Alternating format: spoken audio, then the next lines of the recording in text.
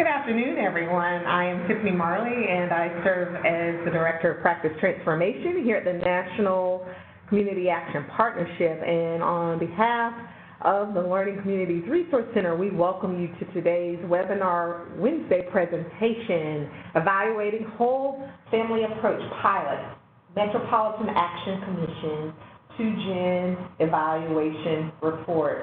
And let me say that title was a mouthful. It's also just very gratifying to be able to offer that title because it really points to where we feel the innovations that we are engaging and supporting within the Community Action Network are headed. So we're very, very excited about this presentation and the presenters that will be with you today. As we begin our conversation, I invite us to ground ourselves in the promise of community action itself, in that it really is our North Star as we think about the work that we do and why that work is important. And that promise says community action changes people's lives, embodies the spirit of hope, improves communities, and makes America a better place to live. We care about the entire community and are dedicated to helping people help themselves and each other. And so with that in mind, as I mentioned before, today's webinar is hosted by the Learning Communities Resource Center, which is being supported through a cooperative agreement from the U.S. Department of Health and Human Services, Administration for Children and Families, Office of Community Services, as well as the Annie E. Casey Foundation. And really, the purpose of our effort is to analyze community action outcomes and identify those effective, promising, and innovative practice models that alleviate both the causes and conditions of poverty. At the end of the day, our intent is to help build our network's capacity to fight poverty. With that said, it's my pleasure to give a shout out to my wonderful colleagues on the Learning Communities Resource Center team, for truly we are a team, and there has been a lot of effort from all the faces you see on the screen there to make today's event and the other programming and engagements offered by the project available to the network. And it's my joy to be joined by my wonderful colleague, Hyacinth McKinley, who is our Senior Associate for Learning and Dissemination. She'll be joining us later in today's presentation. And so without further ado, what an exciting moment. It is my joy to introduce a wonderful colleague and a wonderful peer within the National Community Action Network, in that person being Dr. Cynthia Croom. Dr. Croom is the Executive Director of Metropolitan Action Commission located in Nashville, Tennessee. And at this time, I'm happy to pass the ball on to you, Dr. Croom, for you to tell your story. I don't want to say anything else other than you're really a force of nature and have just made a tremendous impact in the life of your agency and your community. And we're very, very excited about what you and your team will share today about your innovations in the whole family approach in 2-Gen space. Dr. Croom, take it away. Thank you, and thank you for the opportunity to share with you today, and thank you for the shout out to our team. I'm going to take that a step further and extend the shout out to our incredible parents, some of whom you all will hear from today, but also you'll hear from our exceptional partners that we have that help to make this work possible. I'm going to jump right in, and in the interest of time, and because I don't want to go over, I'm going to actually set my personal timer so that we can make sure that we get everything in that we have a chance to share with you all today. I'm going to just begin with the slide talking a little bit about our whole family, our 2-Gen work. And this is not a picture that's on the screen that's something we bought. This is actually one of our former parents and his child that participated in our 2Gen initiative. I'd like to move right on to our mission statement. And the mission statement that we have is very familiar because it looks almost identical to the Community Action Promise. The Metropolitan Action Commission changes people's lives, embodies the spirit of hope, improves communities, and makes Nashville a better place to live, and Davidson County, that's the county that we live in. We care about the entire community, and we're dedicated to helping people help themselves and each other. And you'll see a little bit of that today when you meet some of our parents. I would not want to begin without really the reason why we do the work that we do each day, and that's by sharing with you a brief video from one of our parents who is currently one of our CompTIA A+ certification recipients, and she is doing her internship with Justice Information Services here at Metropolitan Government of Nashville. If you will indulge us for a brief video where you'll have a chance to hear from her.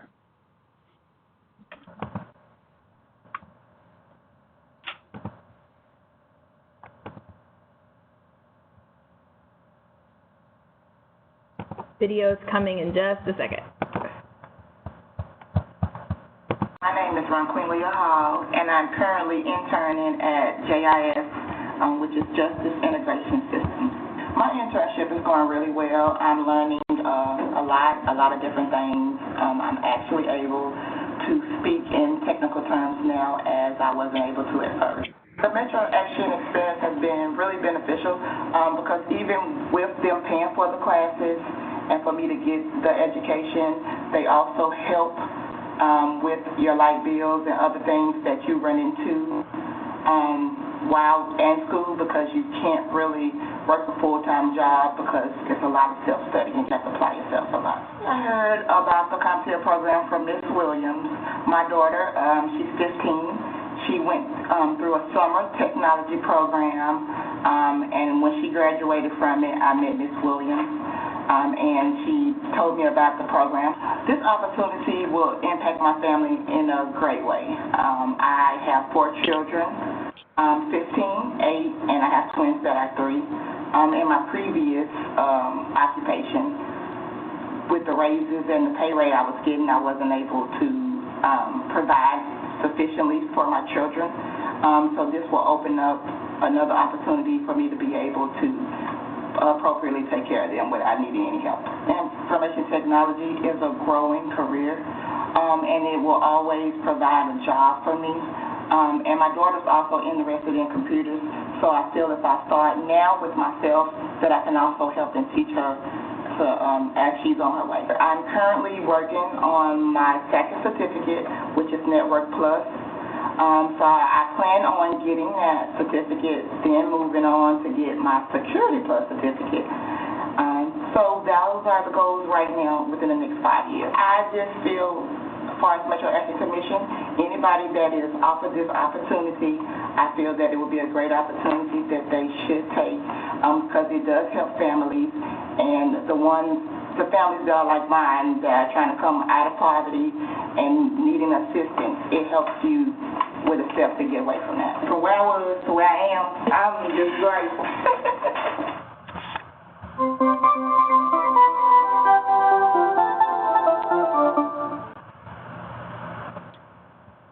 I wanted to begin our presentation with a little video from one of our parents, in part because that's why we're doing what we're doing, is the opportunity to make a difference, to partner with our families so that they can improve their lives. So I wanted to say that, but I'm going to just jump into the next slide and talk a little bit about our journey. When people hear that we do this work, we talk about it, we've presented on it several times, they assume somehow that we just jumped into this and it magically happened. You can see from the timeline that's on the screen that that's absolutely not true.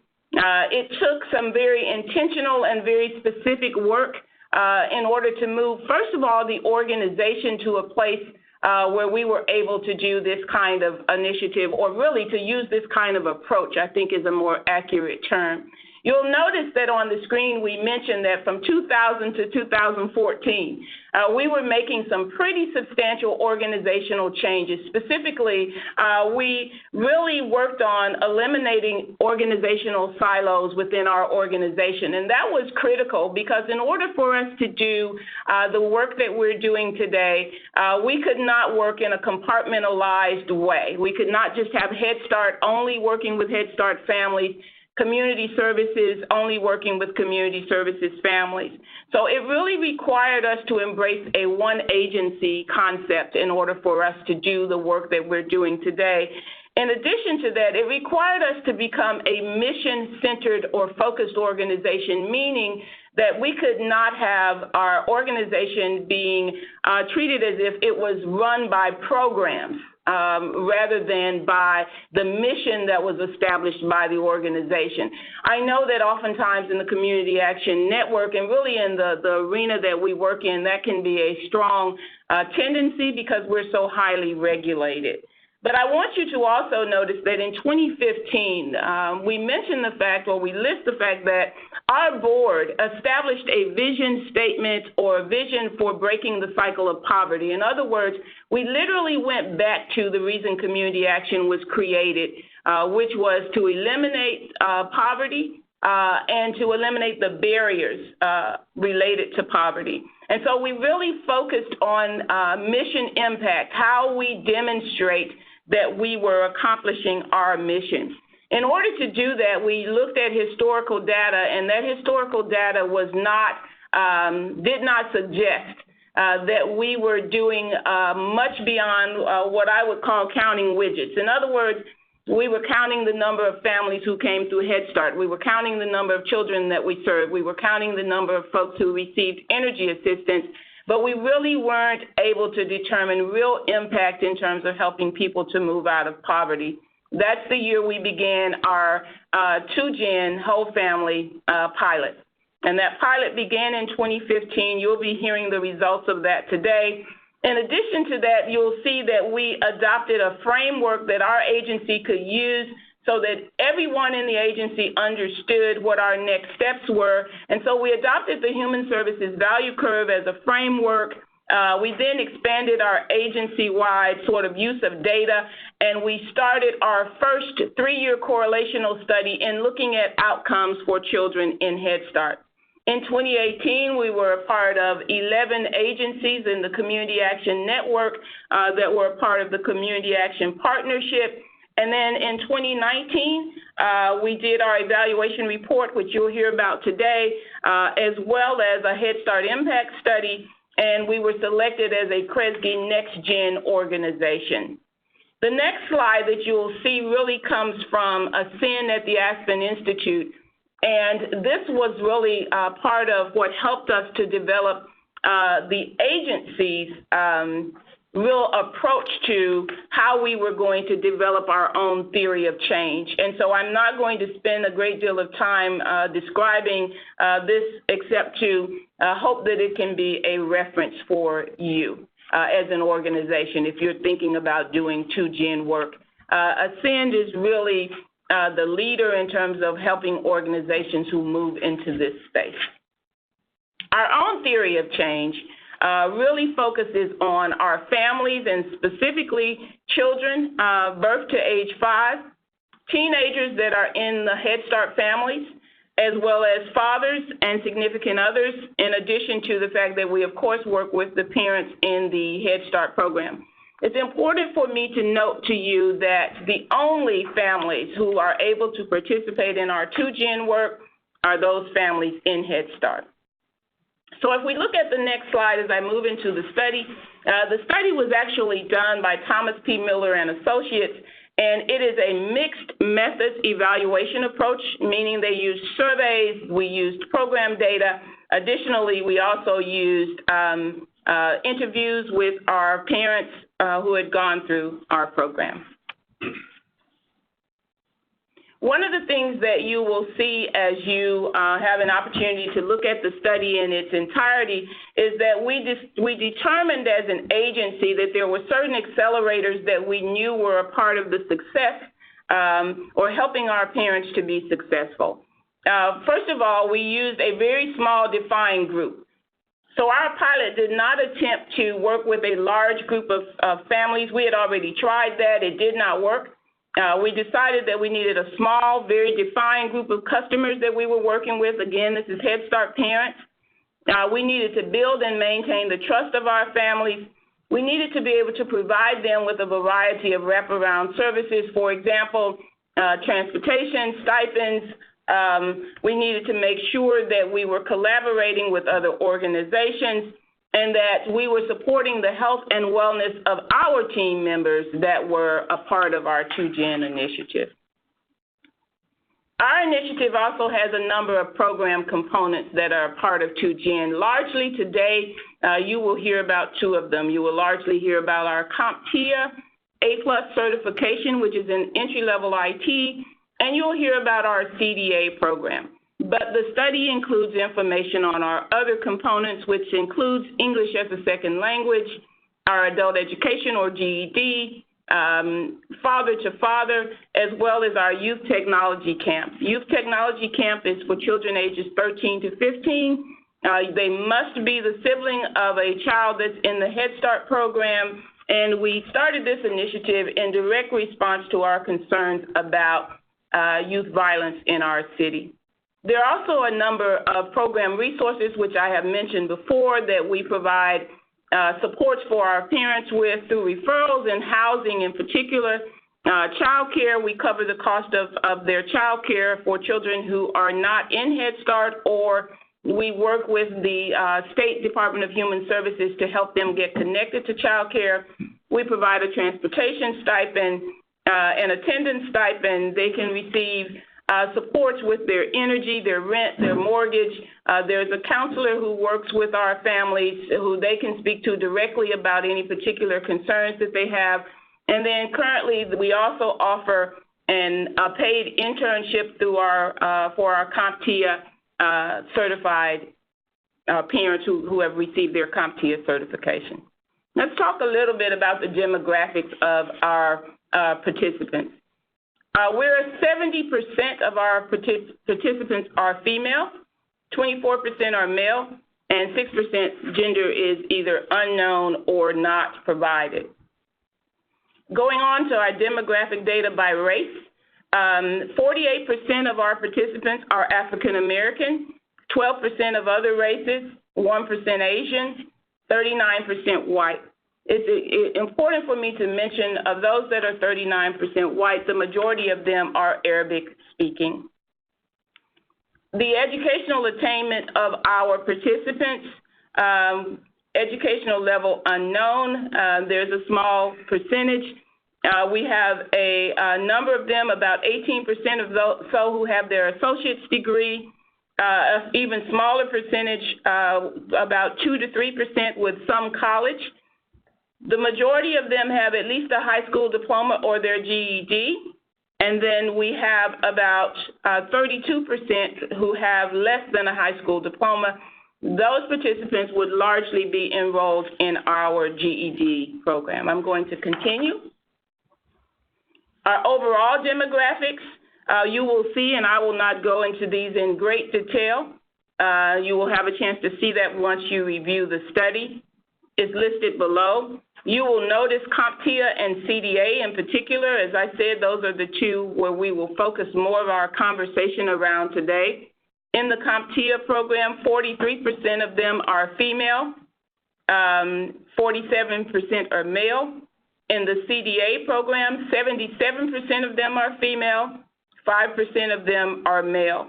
By race under CDA and CompTIA, under CompTIA, 63% are African American and 23% are white.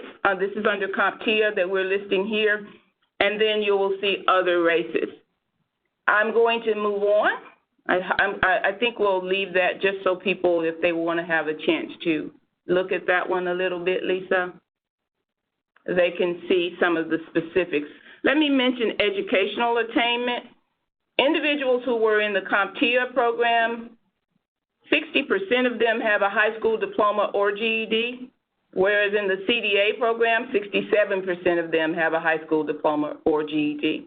Under CompTIA, about 27% have an associate's degree or higher, whereas 15% under the CDA had an associate's degree or higher. Moving on to our next set of demographics. Overall, for our participants, the primary language of our participants, 54.5% of them are English speaking, whereas 35.3% of them are Arabic speaking, 5.8% Spanish speaking, and 4.5% other. Notice the number of children in the household. The largest percentage of children or of our families have 2 children in the household at 32.2%. 3 children in the household at 31.7%. I'm going to talk a little bit about our participant experiences at this time. This picture is actually a picture of some of our parents who are going through their internship at this time. Approximately, I think 5 of us on this picture are not parents. We either work for the agency or we're an agency partner. But the majority of the individuals that you see listed, particularly on the front row, with the exception of the picture of me, these are parents who are going through their internships at this time, and you'll see some of our other parents on the back row as well. Our program completion rates, this was extremely important as we look at the pilot. This information is largely for CDA and CompTIA participants from 2015 through 2018.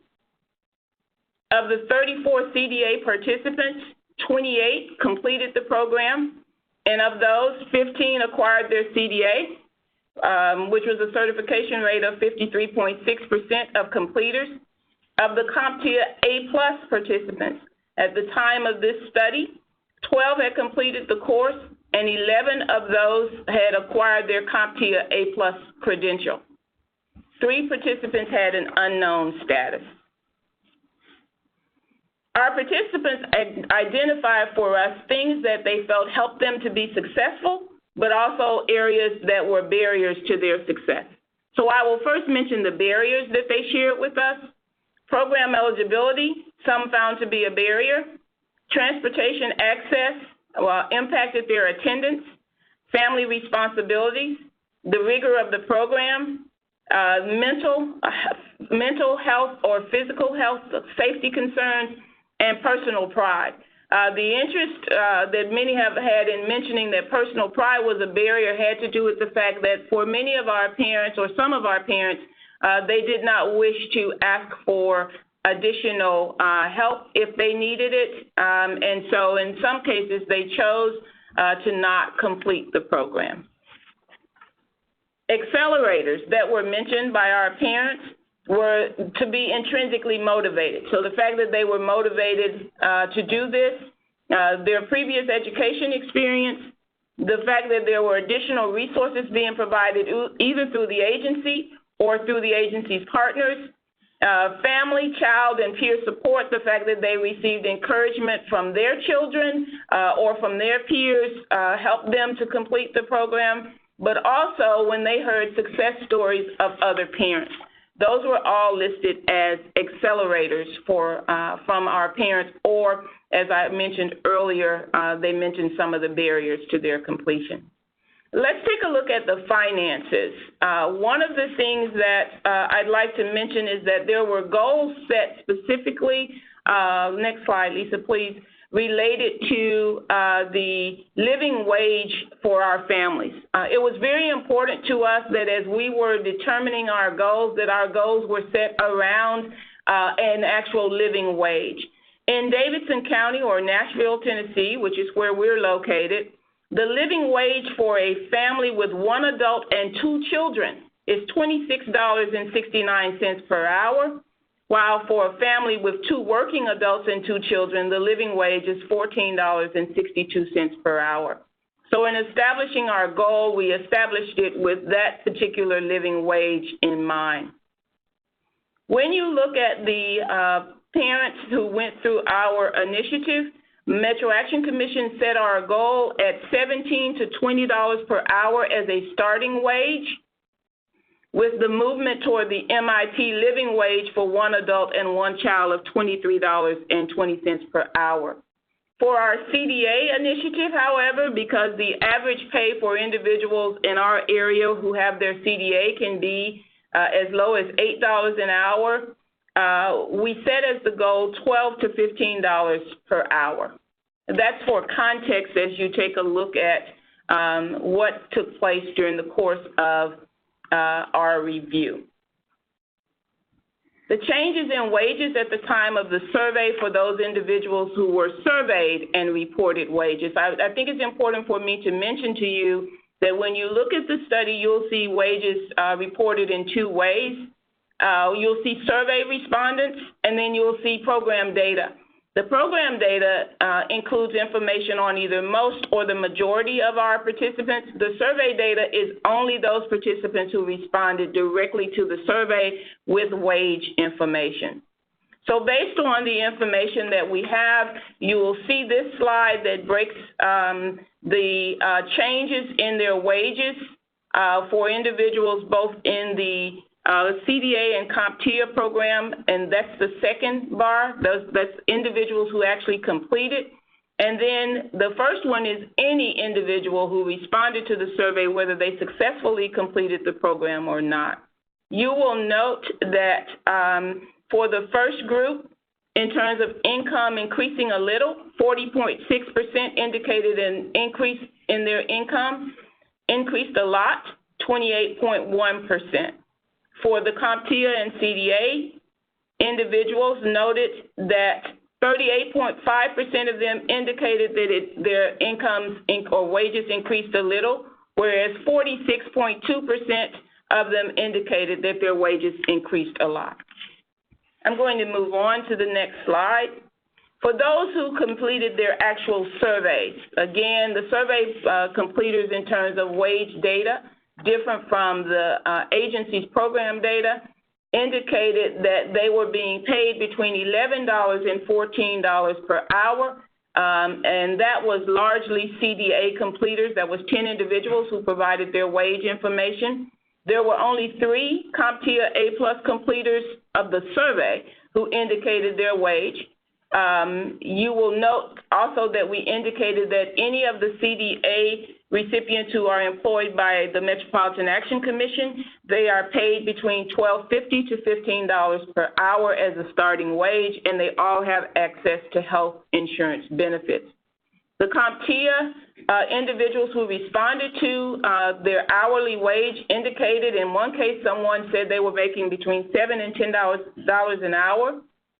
And this was an individual who was self-employed and not working in the IT field, whereas the others reported wages between $19 and $22 per hour. Based on MAX program data, however, CompTIA completers largely reported earnings at least $20 per hour. Let's talk a little bit about the outcomes for our parents. Prior employment to beginning the program. Prior to beginning the 2GEN program, 74.7% of our parents were unemployed. Of those who received their CDA, 87.5% of them were unemployed.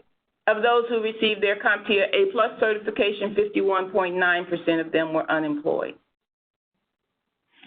I'm going to move on to the next slide. The employment data after completion of the program, 62.5% of individuals were employed, 18.75% were employed part-time, and 18.75% were not employed. The additional financial changes that our parents mentioned to us as a part of after they were enrolled in the program include, for CompTIA completers, 33.3% of them purchased a vehicle compared to 9.5% for CDA. made progress in paying down their debt, 16.7% of CompTIA A-plus certified individuals compared to 9.5 CDA. Only one individual or CDA recipient indicated purchasing a home, either opening a savings account or increasing the amount of money in their account. 25% of CompTIA certified individuals compared to 9.5% of CDA recipients. Those who improved their credit score, 33.3% of CompTIA recipients or graduates, I should say, and 23.8% for those who received their CDA.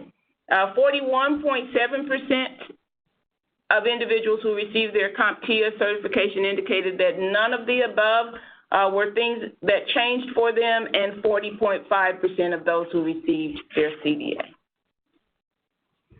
Some of the other outcomes that were mentioned by our parents or that showed from our study is that this initiative or going through the 2-gen process helped to build their self-confidence, and it also helped to strengthen their relationships and their social capital. An interesting area also that we looked at related to parents who went through these initiatives was they reported changes in the stress level that they felt from being able to provide for their families. You will see that information indicated on the screen. When it comes to all respondents, 36.2% of them indicated that they felt stress a lot less often, as well as 27.6% who indicated that they felt stressed less often. If I go to those who completed the program versus those who did not complete the program, you'll also see that even those who did not successfully complete the program also indicated a reduction in their stress.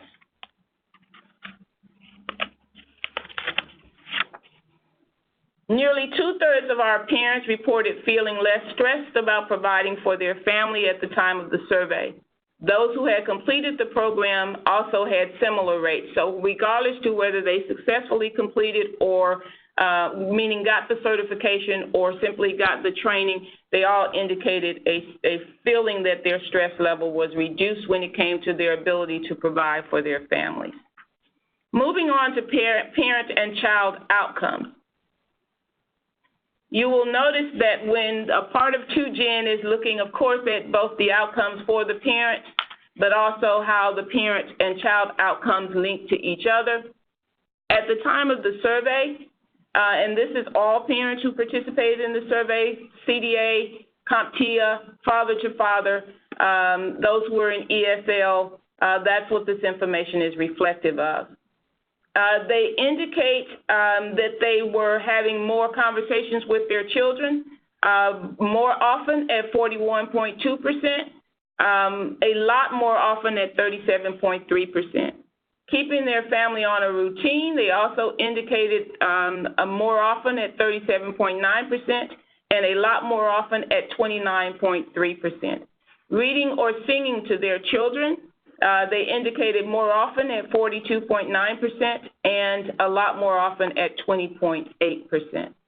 Noticing when their children were upset, again, indicators both positive in more often and a lot more often, and their participation in Head Start activities also indicated more often at 35% and a lot more often at 18.3%. The next set of parent-child outcomes dealt with a correlational study that we did looking at parents whose children participated in our 2-gen initiatives versus those who did not. So parents who participated in the 2-gen initiative report the following, or our data shows the following outcomes. Students whose parents completed the CDA courses scored almost 8 points higher on their end-of-year Brigant screening. The Brigant screening is given to children in Head Start at the beginning of the year and at the end of the year. The students whose parents completed the CDA scored almost 8 points higher on their end-of-year Brigant screening than did students whose parents did not complete the CDA course. Students with fathers who participated in the Father-to-Father program scored significantly higher on the Teaching Strategies Gold Assessment. That's the 3 times, that assessment is given 3 times per year to Head Start children to look at their developmental progress around cognition, literacy, language, and et cetera. It demonstrated that those children on the Teaching Strategies Gold Assessment in language across the entire school year, when compared to students with fathers who did not participate, scored significantly higher. Differences between the 2 groups of parents, that's parents who participated in CDA and parents that did not, were not statistically, significant. However, the items within those families were, meaning that those students whose parents did not participate in CDA classes started the year scoring higher on their assessments. But by the end of the year, students whose parents received their CDA scored higher at the end of the year than all of the students whose parents did not participate in the CDA. Additionally, students whose parents earned the CompTIA A+ certification scored significantly higher in literacy during the 3rd, that means the end of the year assessment in Teaching Strategies Goal, when compared to students whose parents did not participate in the CompTIA A+ certification. And then the final thing that I want to mention is that students whose parents participated in the 2-Gen initiatives had a higher average daily attendance, which is statistically significant, at 85.9% when compared to the average daily attendance rates of children whose parents did not participate in any of our 2-Gen programs. Child-specific outcomes, again, this is information that's on the screen that you can see where the children talk more often about their day. You see both in more often and a lot more, the percentages are higher. Same thing for following a routine, as well as being more actively engaged with Head Start, attending school and participating. Additional outcomes for our families include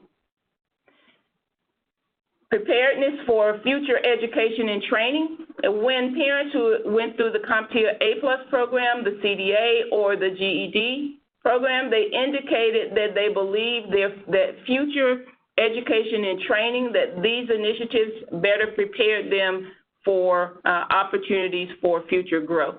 And you can see those numbers again listed on your screen at agree and strongly agree under CompTIA at 18.2% and 36.4%, agree and strongly agree for CDA at 46.9% and 43.8%. Those who went through the adult education program at 30% and 50% in agree and strongly agree. There are additional outcomes that we've listed here. In the interest of time, I will not go through all of them, except to say that we did want to understand from our families whether or not the jobs that they had they felt would give them greater opportunities for them to participate or receive training. Those who are no longer enrolled in our education programs reported that they plan to enroll in additional training, so we know that the data shows that they have greater interest in continuing their education after going through training. You will see these additional outcomes in the actual study when you receive the study.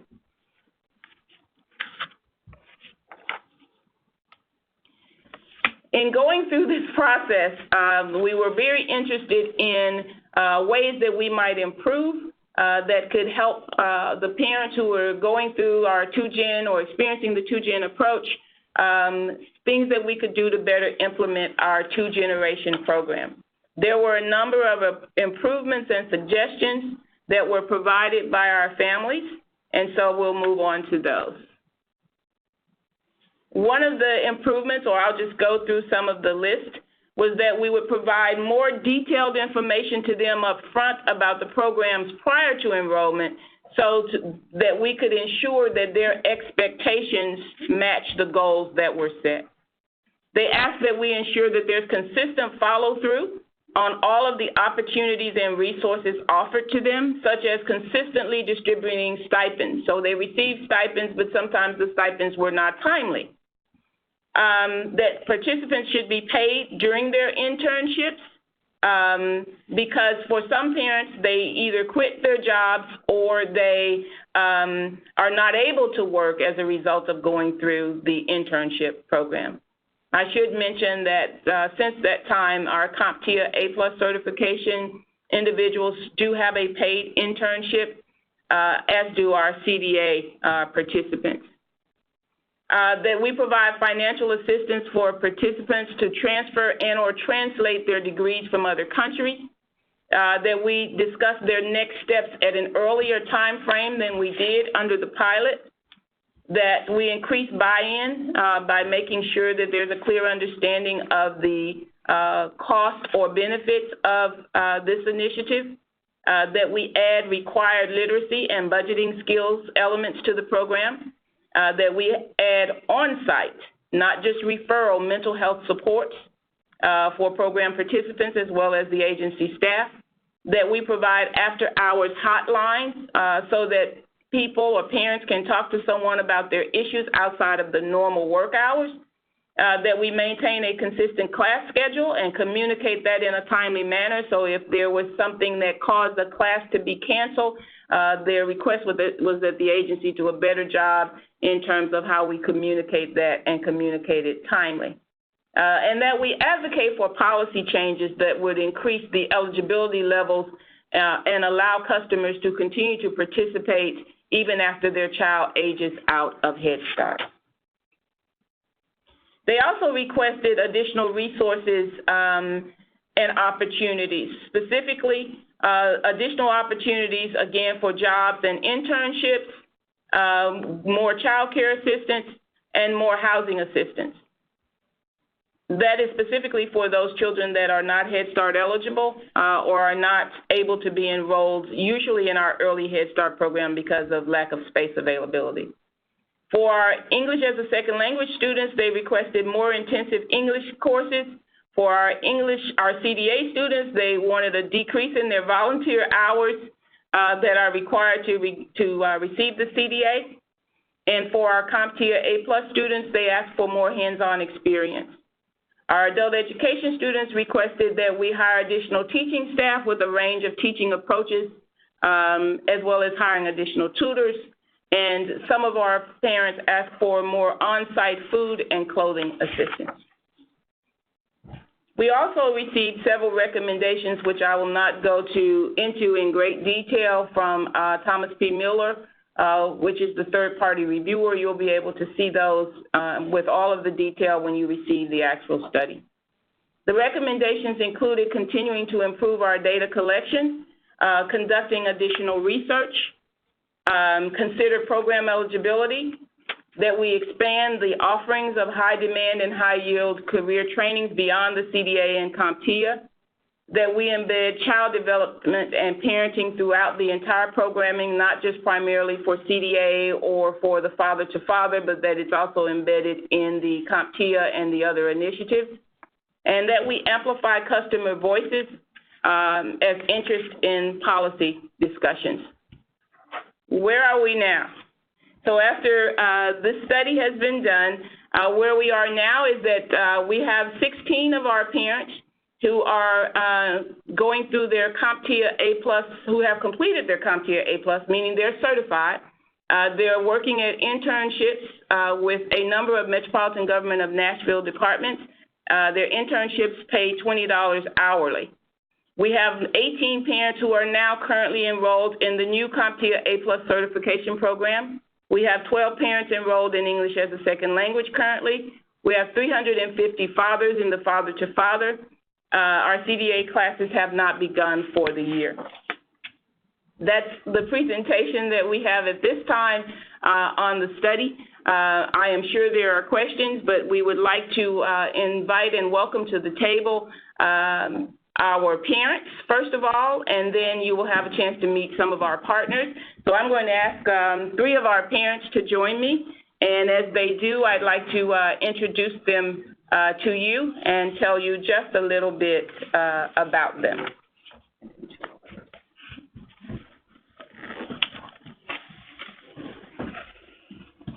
Thank you all. I hope you can see them. If not, I am more than happy to move from the center seat and give them an opportunity to provide so that you can see them well. So I want to introduce them and just tell you a little bit about them, and then they'll talk a little bit about themselves. There are some questions that we have for them, but they can tell you what they want you to know as well. And so first of all, I'd like to introduce Anastasia Martin. And Anastasia, everything I'm saying to you is what they've given me permission to say to you.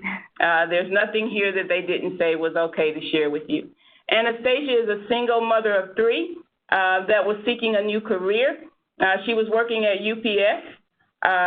She met with her advocate, that's her Head Start advocate, who is Ms. LaToya Patillo, and she was then introduced to Jennifer Williams, who is in our Community Services Division, where she was told about the CompTIA program. She participated in the CompTIA program because she desired financial stability, and since she completed the program, she's now working with the Information Technology Department at Justice Information Services, and she is working on imaging as well as various other activities in the IT department. And according to Natalie Steers at Justice Information Systems, she's doing a fantastic job during her internship with the IT department. So I wanted to make sure I introduce her to you. Ms. Shankita? Yes, ma'am. Jeter is a single mom, and she wanted me to make sure that I told you that when she came to the CompTIA program, she was making $9.50 an hour, working for Boost Mobile, and that she was walking to work. She indicated that since that time, she also had some other concerns that were on her background, and that since that time, she's been able to have those expunged from her background, and that according to her IT representative, she is doing a wonderful job working in the sheriff's office. She also wanted me to make sure that you knew that as a part of doing her internship, she is no longer walking and is now purchased her own car that she's driving. She can talk a little bit about that herself. Let me also introduce Magdi. Magdi was one of our leaders in our CompTIA cohort from day one. Prior to joining or becoming a part of this process, he worked part-time at Amazon. And he wanted me to mention to you that he is or was doing his internship as well. However, he has since received an offer from both the Metro ITS division and the Metropolitan Nashville Public Schools, and he accepted the position with Metropolitan Nashville Public Schools and started that position on Monday of this week, or Tuesday of this week. And they were kind enough, and he was kind enough to join us today so that you all would have an opportunity to meet them and give them a chance to tell you a little bit about them. We did ask them a couple of questions, and I want to give them a chance to share with you just a few of their thoughts. One of the questions that I've asked them is, how has this experience changed their life? And I'll ask each of them to respond to that in whatever order they choose.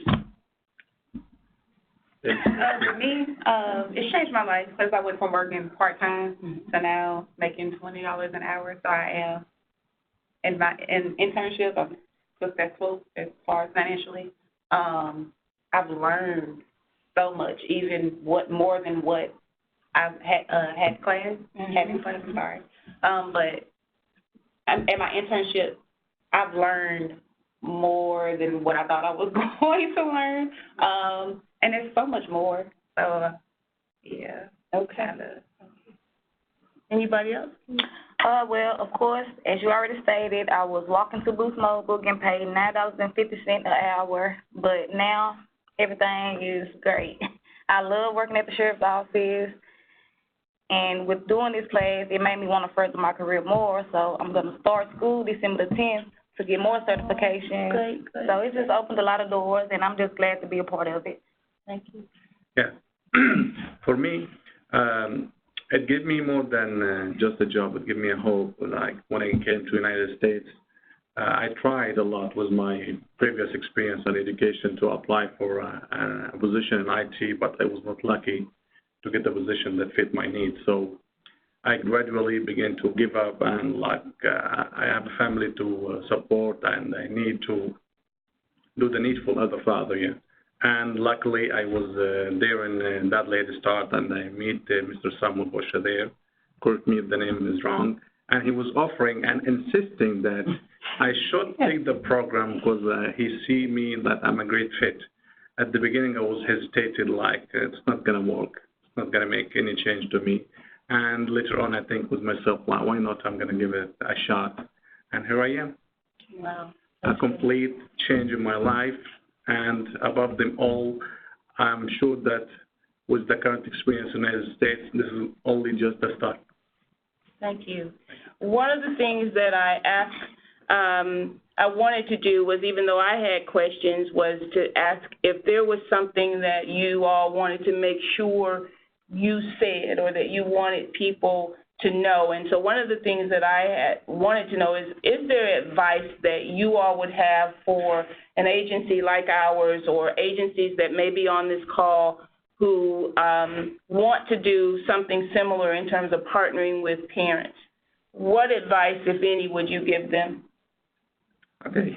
I guess I may start if you allow me. Each of us as a family have his own story and his own battle. And sometimes I'm about to succeed, like I only needed 1%, just a little push, just a little. Like sometimes I'm strong enough. Other times I'm completely weak based on the situation and other circumstances that surrounding me. Just keep pushing and giving support, at least motivation. And this was the major impact on me, motivation. I began to lose confidence in myself, even that I had experience. I got a college degree. I got a management experience. I got a lot of experience. But when I came in the United States, it's completely, I need to start from scratch. So with like many disappointments and many like rejection for my previous experience and resume, I began to give up. And what I got most from the program here, that the motivation that gives me my trust back, that I need to trust myself back, but this is really me. Wow, thank you. Thank you for that. Either of you, any advice that you want to give to someone who wants to do something similar for the families that they serve?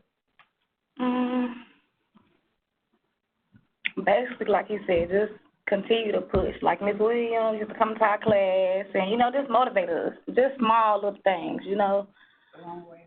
Yes, because it's a lot of times you be wanting to just quit for real because it's a lot. But, yeah, just continue to push.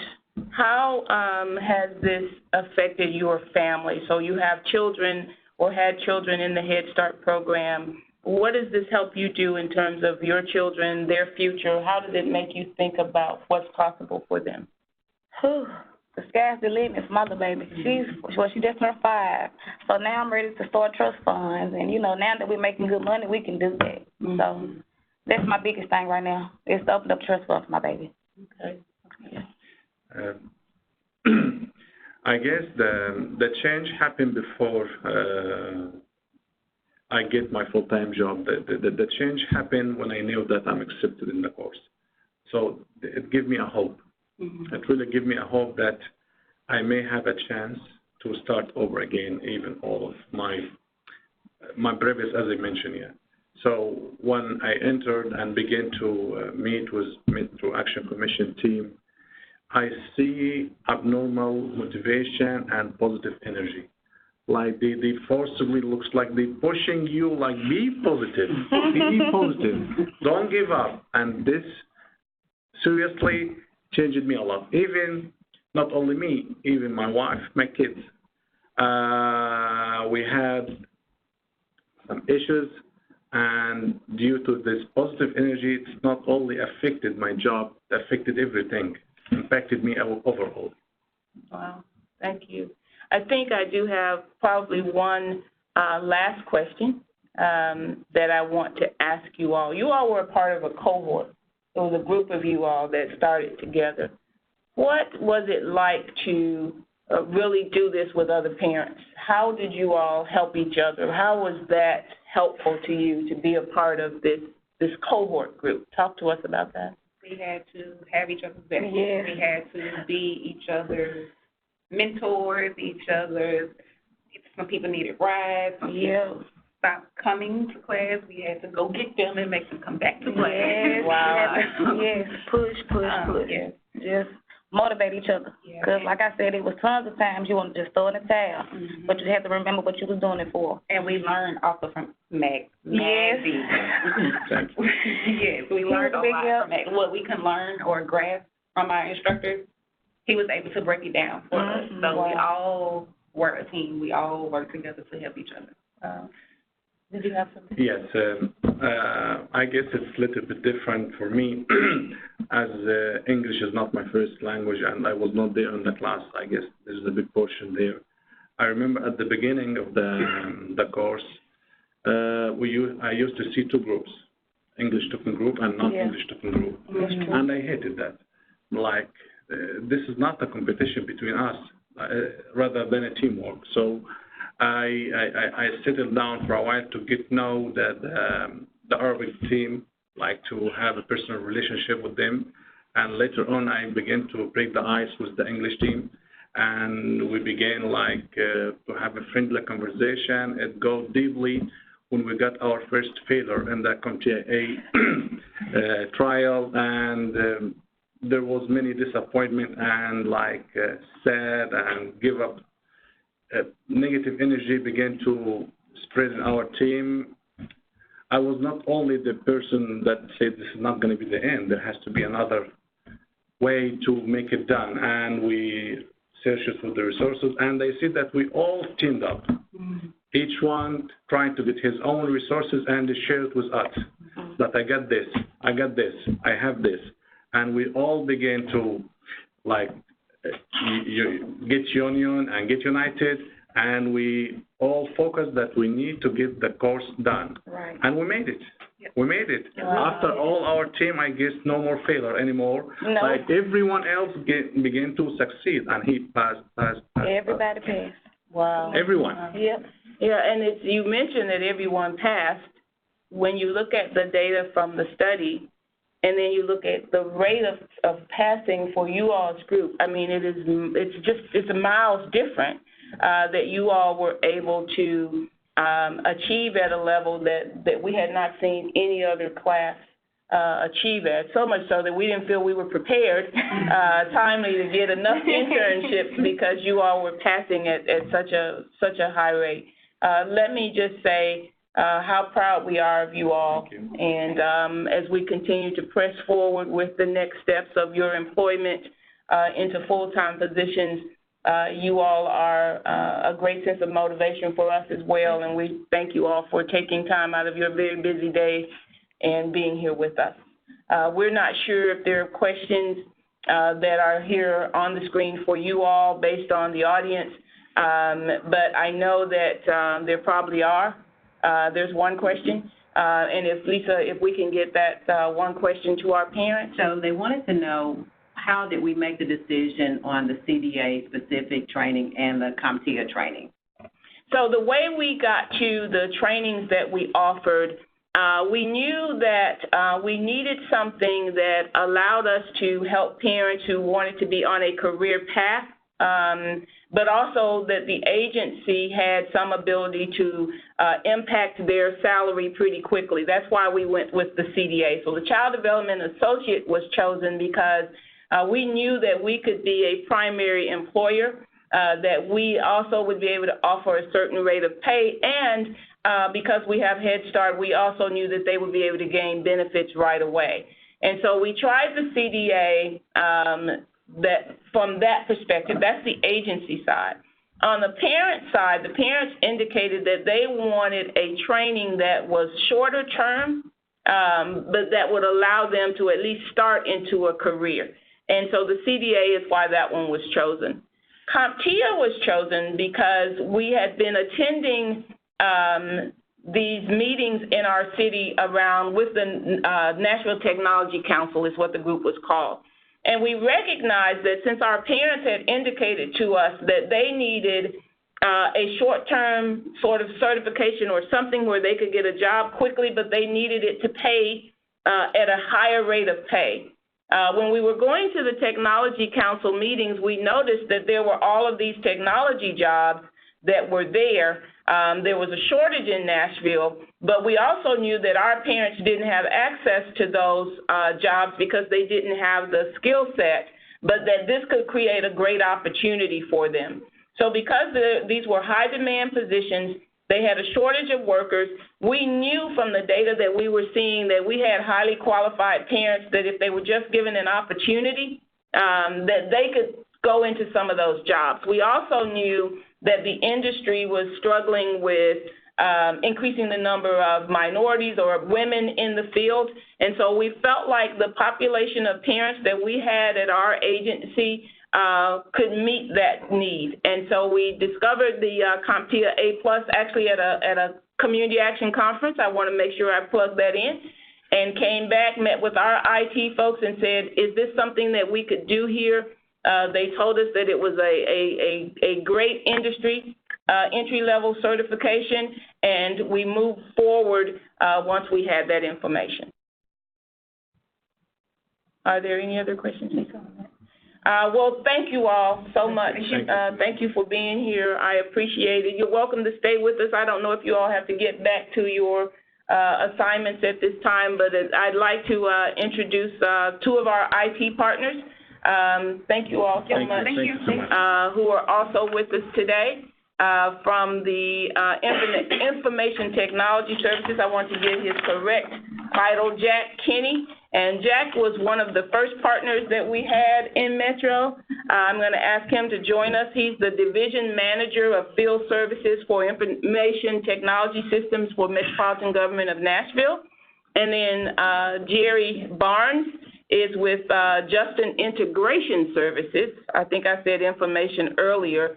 And Justice Integration Services works with the courts, is that right? The courts, the DA, and the public defender. Okay, the courts, the DA, and the public defender as a part of metropolitan government.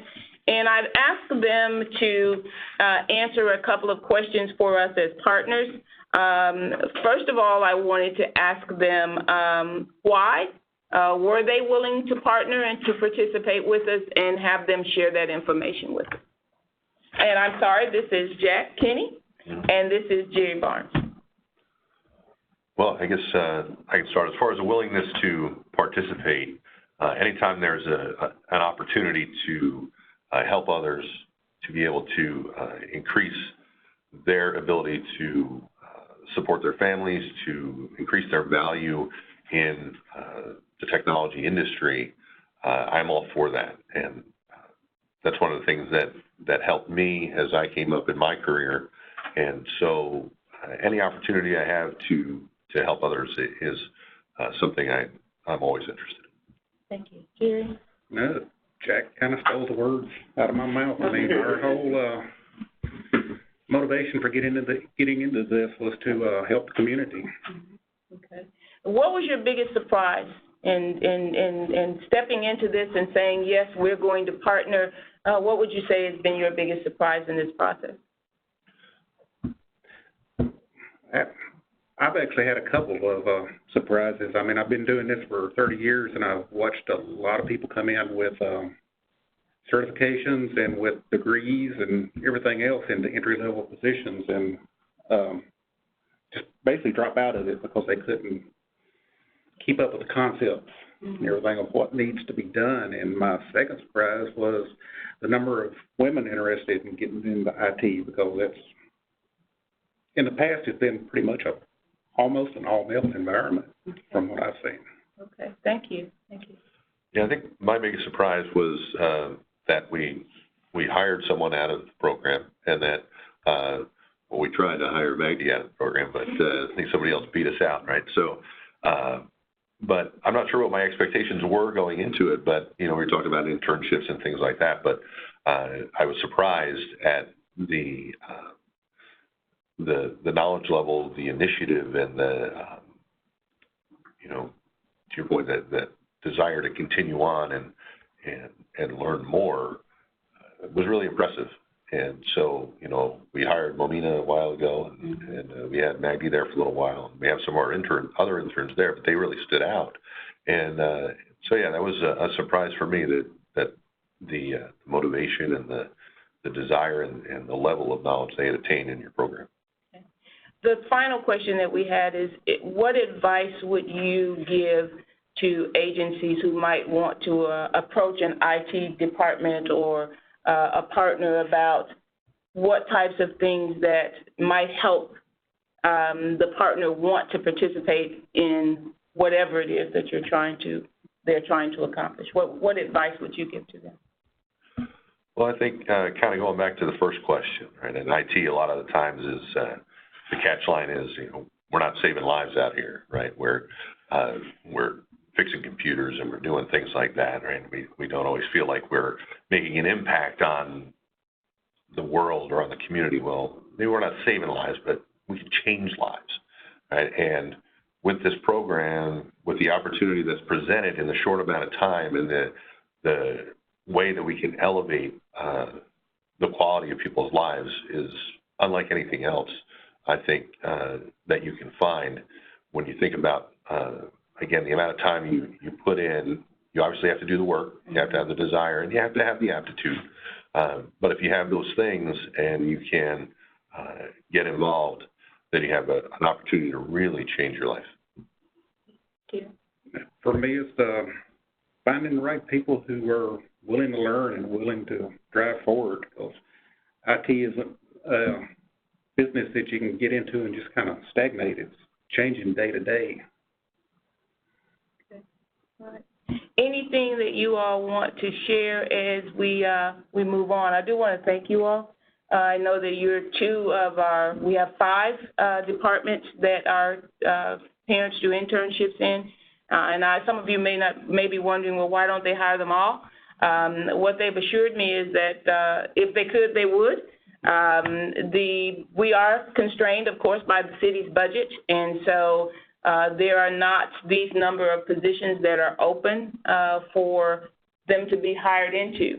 But this is an incredible opportunity for an internship for them. It is paid, and it affords them a chance to get some real experience, but it also gives them some folks who can serve as recommendations for them as they pursue additional types of work in the IT field. Unless there are any questions for these gentlemen, Lisa? Hyacinth is going to check the questions for us. No. Okay. All right. Thank you all so very much for being here. We appreciate it very much, and thank you for your partnership. Good. It means a lot. Thank you all. Thank you.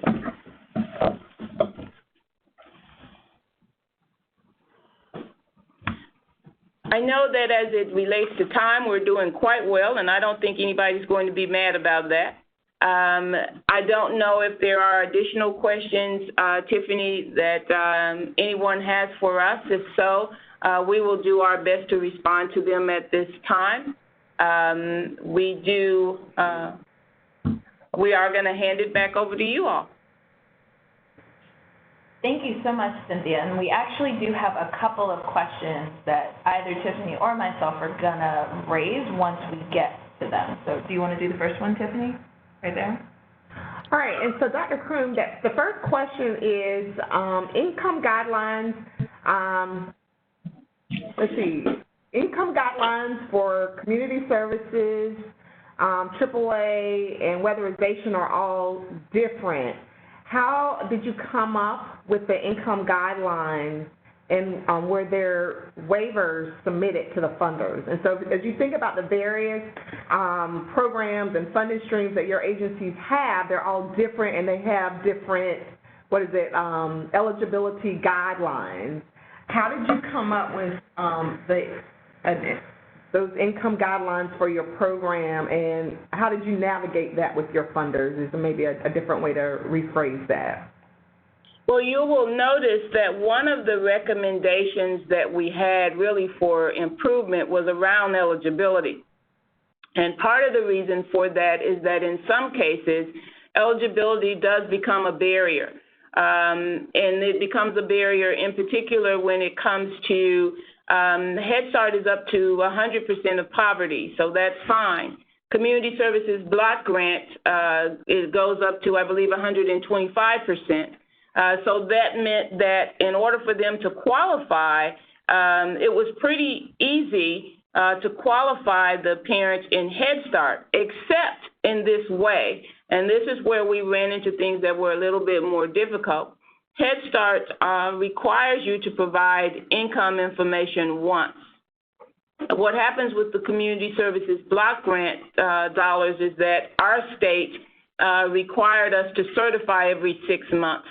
But as you can tell, there's also an opportunity for parents' incomes to increase quite a bit.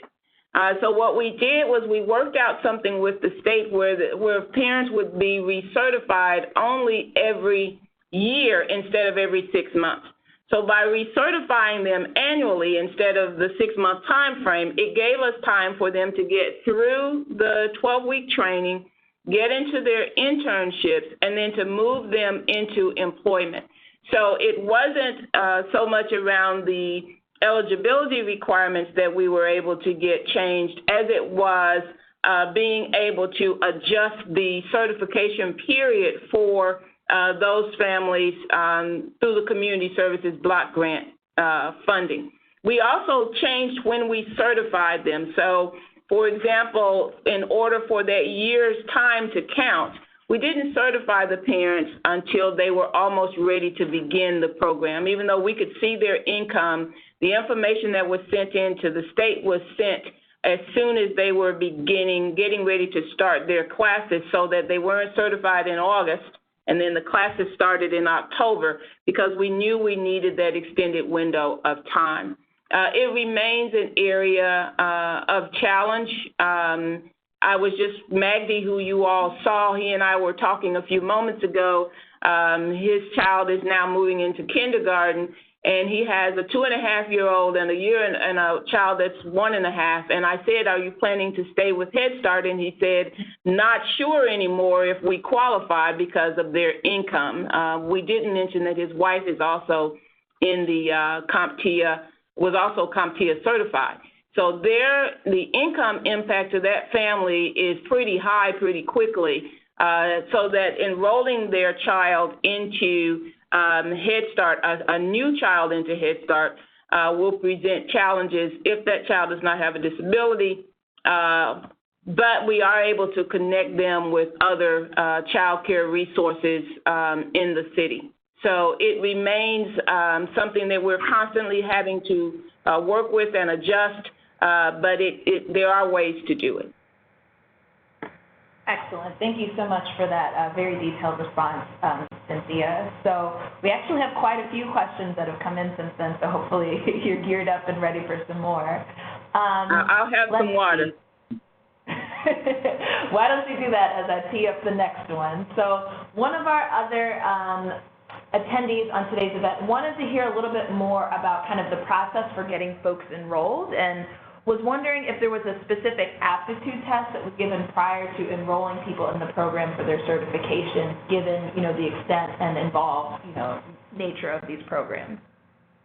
It's an interesting question, and we get it a lot, and the answer is no.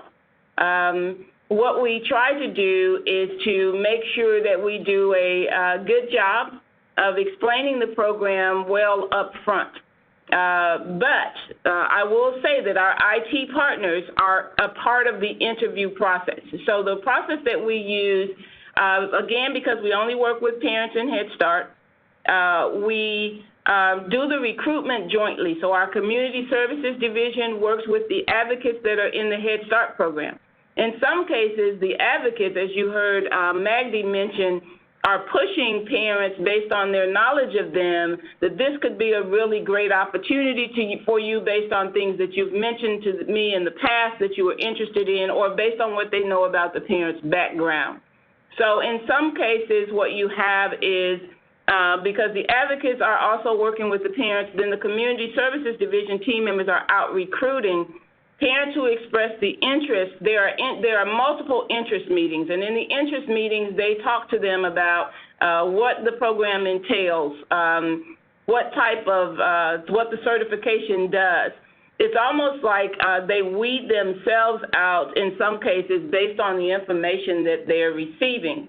Then when they get an opportunity to be interviewed, the partners are also at the table. So the partners have an opportunity to hear what the parents are saying, to get some idea of their background. And when I say the partners, that includes the partners for the internship, but also the training partners that we work with. They're also present during the interview. So they don't actually take an aptitude test of any kind. It's simply the process of having multiple people involved in the interviewing that kind of helps to determine who we believe will be successful in the program. Thank you very much. So next question in.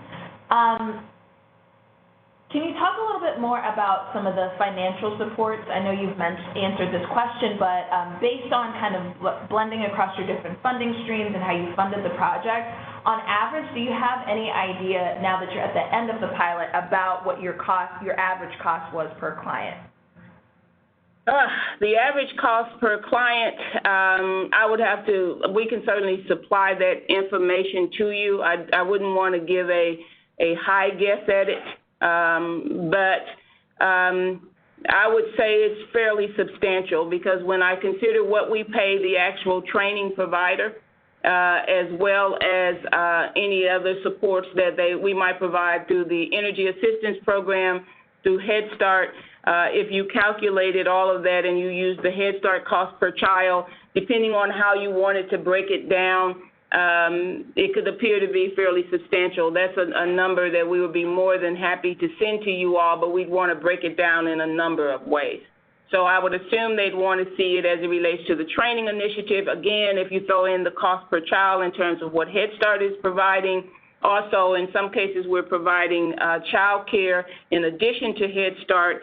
That individual cost going across those multiple programs could get to be pretty high. Sure. Thank you for that. So the last question that I see in, and maybe I'll prompt our attendees once again, if there are any final questions, go ahead and send them in. Just a reminder, as this question usually comes up, we are recording today's event, and we will share the recording link in addition to a copy of the slides out so that you can recap on all of the great information that was shared today. But the last question that I'm seeing right now for you, Cynthia, did you all have experienced any struggles with keeping participants motivated and sticking through the program? And if so, can you talk a little bit about maybe some of the main barriers and also the strategies that you use to address with keeping your customers motivated? You heard a little of that from from the parents that we just spoke with. We have a great team member, and she's not going to like this, but I'm going to have her do it anyway. Come on up, Jennifer. Jennifer Williams is works directly with our parents. She's the person that is our primary in terms of liaison with our Head Start group. She attends they're in class. She goes to their classes. She's there to talk to them about whatever it is that they are concerned about, if they're concerned about housing, if they're concerned about childcare. And so part of the keeping them motivated, I'm actually going to ask her to respond to that. I know she loves this on the spot. Yeah. Okay. I listen to our parents, listen to them, and always try to make sure that they have some positive feedback, positive motivation. As Magni was saying and Ms. Jeter were saying, we all as a team continue to motivate them. When they may come in, they're tired, being a parent is hard sometimes, and just life is hard sometimes. So you have to have someone in place to motivate them, always. So that's the key, to motivate them. Well, I think some of the specifics around how that motivation is done refers to really a little of some of what Jennifer said and a lot of what she's leaving out because she's being modest. It really is somebody having a coach really who can walk with them through whatever their particular concern is. So sometimes they're saying the barriers that come up, childcare was one of the barriers that came up for a family who had a young child. So having somebody there to say, hey, we can help work with you on that. We have the resources to be able to either connect you to the state's resources around childcare, or we can at least temporarily pay for that additional childcare until we get you connected to the Smart Steps program or one of the other initiatives. So I think having that resource person there is helpful. You also heard them talk about how they motivated each other, that when someone had failed, the first group of people, that when they had the exam, they failed it, and somebody from the team was able to say, hey, it's not unusual to fail this on the first run.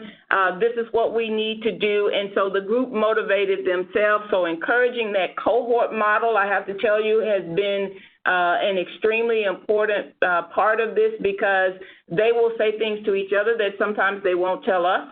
And as a result of that, we're able to find out ways or issues that some of the parents are having and to provide the additional resources. Sometimes it's just encouraging. I go to the classes to just tell them I'm checking on them to see how they are. Other members of the team show up at class just to say, hey, we're here, we believe in you. So I think that as much as it's a part of being a team process, we also learned a very strong lesson early on, which is that you cannot simply enroll them in training and disappear. We did that, and that was a disaster. And that's one of the things that when you look at the study, it talks about the fact that you have to stay present with them. You can't just hand them over to the training provider and walk away and think they're going to be okay. They do need to see our faces. It is important. And as you'll see when you look at the study, this group had the highest rate of completion of any group that we've had. Excellent. Thank you both. And you did a great job with your on the spot. Thank you. Well, I'm not seeing any other questions coming in at the moment, so I think I will take this opportunity. Dr. Croom, thank you so much to you and your team for taking the time to walk us through what you guys have been working on over the course of the last several years. And I think maybe I'll tee you up for one kind of like final comment to share with our folks on the line. And something that we've seen from our end too is that for those of you who are interested in pursuing a whole family approach, it requires patience. It's not something that you're going to pick up and change in a year. It's something that you have to continually focus on as an agency. So does that prompt kind of any final words from you, Dr. Croom? It prompts lots of final words, but I'll try and be brief. But I will just say that that's absolutely true. It's why we wanted to include the timeline, because this is not just something you do overnight. It really does require you to look at your organization and determine, is your organization ready for 2Gen?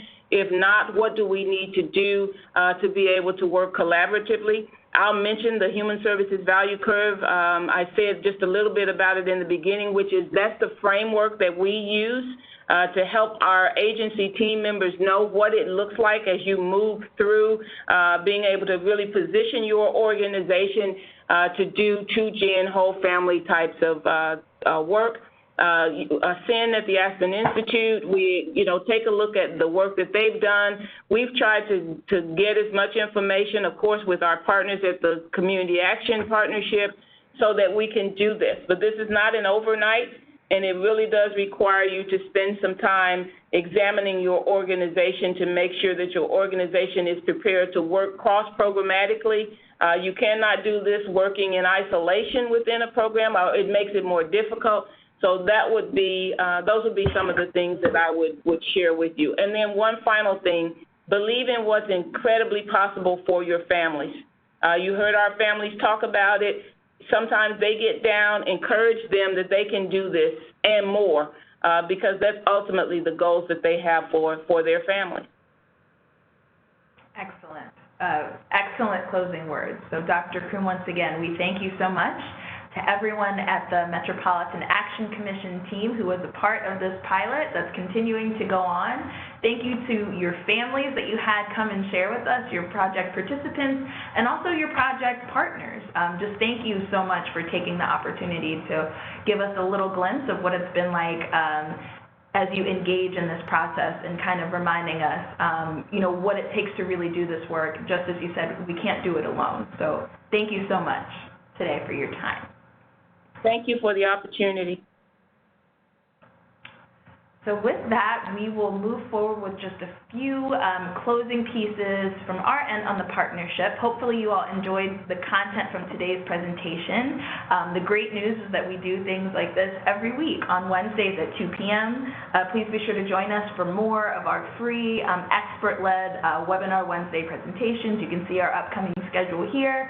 For registration information, you can visit the link that's provided there, or you can go to our website, communityactionpartnership.com, and go to upcoming webinars under the events tab, and you'll find registration information there.